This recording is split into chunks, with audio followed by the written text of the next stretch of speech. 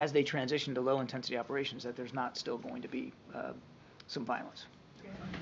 John, just continuing on the Gaza question, yesterday the president's speech was interrupted by multiple protesters calling for a ceasefire. Now, we've seen these kind of interruptions at various events, but we're also seeing increased polling among the American public that is clamoring for a ceasefire.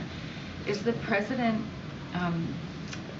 is his perspective on this changing at all, given the daily mounting casualty toll? Is he starting to rethink whether it might be prudent to ask for a halt in the fighting and beyond just the pause? I would remind that since a very early going in this conflict, we have been urging our Israeli counterparts to be careful and precise. We have talked about the civilian casualties and how we don't want to see any more. We have urged them to take different actions, and they have responded to that advice and counsel.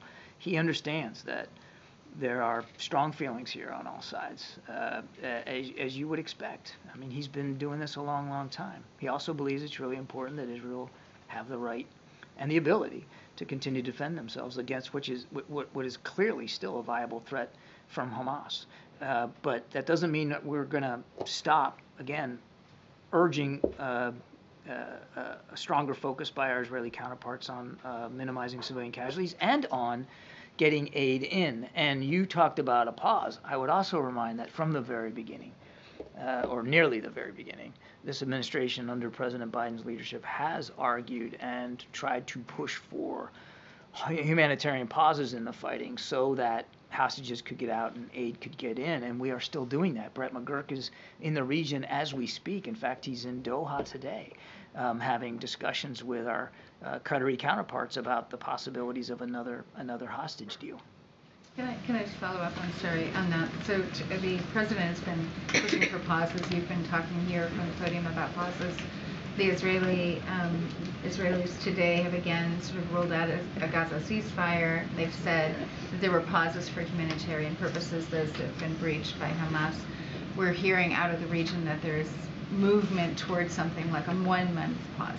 Can you give us an update on that? And then, whether that is, whether there's any additional language that would come as part of that about a further, like a more permanent solution. Yeah, I don't have any additional context to provide today. We talked about this a little bit yesterday.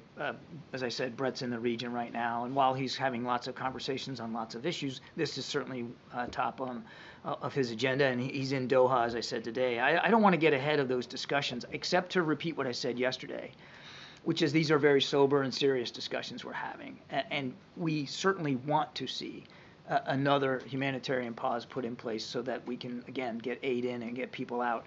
But how close we are to that and what the parameters of that are going to look like, how many days, and that's all part of the discussions we're having right now, and it would not be appropriate for me to try to speculate on where that's going right now.